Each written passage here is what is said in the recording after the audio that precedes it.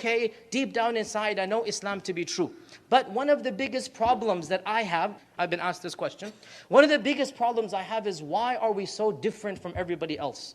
How come I have so many restrictions and my friends get to do this and that? How come my parents tell me, know this and know that, and you can't do this and you can't do that? And everybody around me is doing everything. And I'm the odd one out in my class. I'm the only one in my school. I'm the only one in my group of peers. I'm the only one in my circle of friends that is not allowed to do this and do that, and I have these restrictions. Why is Islam so restrictive? Why do I have to be so different from everybody else? And that is a very good question. And it's also a very difficult question. And the answer will require a little bit of maturity on your parts, but you will understand it if you think about it. Listen, my dear brothers and sisters. Allah says in the Quran, وَمَا أَكْثَرُ النَّاسِ وَلَوْ حَرَصْتَ بِمُؤْمِنِينَ. The majority of mankind, they don't want to be guided.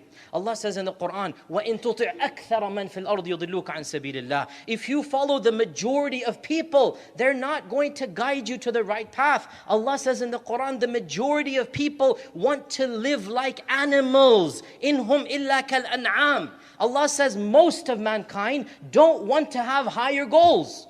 They just want to live their lives in hedonism, in pleasures of the body. And our religion is a religion of nobility and purpose. We are not animals. We are more than animals. We have spirit, we have ruh, we have intellect. It's not just religion. Any successful human being has to break the trend. Any successful human being has to break free from the crowd. Even people that have nothing to do with religion but are successful in this world. Do you think Steve Jobs, do you think Bill Gates, do you think anybody who's successful in this world was an average student in all that they did? Did they just go with the flow? You want to be a leader, and Islam wants you to be a leader, at least in the next world. You want to be a trailblazer? You want to be somebody who genuinely stands up from the crowd? Well, you're going to have to make your impact from now. If you follow the rest of the cattle, if you go along with the rest of the sheep, you're not going to get anywhere. But you want to rise up and become the shepherd. You want to rise up and lead the flock. Then you're going to have to show charisma. You're going to have to show integrity. You're going to have to show courage. And that's not easy. But wallahi, that's what our religion wants. Our religion wants good for us in this world and in the next. Why is Islam so restrictive? Why is Islam so difficult? Maybe ask yourselves, why are the rest of mankind so easygoing with their own lives when they know that their lifestyles are harmful? Classic example, we're living in 2014, right? When I was growing up in the 80s, cigarettes didn't have that label on them that you all know about. When I was growing up, cigarettes were still marketed as being cool. For the young, for the adults, cigarettes were basically something that you did as a fashion, as a fad. Well, in the 90s, as most of you know, the government studies, whatnot, it all found out that cigarettes is the leading cause of cancer. Cigarettes is the leading cause of this, of that, and you're just inhaling that which is going to kill you. So, you're allowed legally to purchase cigarettes, but what's on the warning label? This product will kill you. Isn't that so foolish? Think about it. The government requires us to put our safety belts on. Yet the number of deaths of cigarettes far outnumbers that from car accidents. Yet we're allowed to buy cigarettes. Why?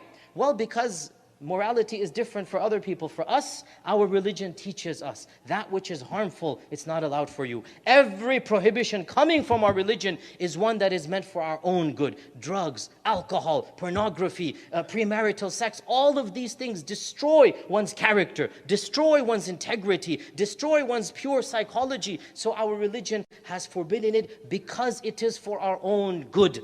And I swear by Allah, if you are faithful to your religion, you will realize pleasures far greater than the pleasures that you are giving up. Our Prophet ﷺ said in an authentic hadith, whoever gives up anything for the sake of Allah, Allah will give him more than what he gave up. Whoever gives up anything for the sake of Allah, Allah will give him better than what he gave up. And you are still young, it is difficult for you to understand this. But I gave the example of the cigarettes, and everyone knows cigarettes are harmful. Similarly, everything that the Sharia forbids, whether it is drugs, whether it is dating, whether it is this, whether it is that, realize that there is harm in it for us. And Allah says in the Quran, this religion is a religion that يُحِلُّ لَهُمُ الطَّيِّبَاتِ وَيُحَرِّمُ عَلَيْهِمُ الْخَبَائِثِ. The religion allows things that are pure for people, and it forbids things that are impure. Our religion is restrictive because Allah wants us to flourish. Our religion is restrictive in some sense because Allah wants good for us in this world and in the next. And there must be an element of trust and an element of hope in Allah subhanahu wa ta'ala.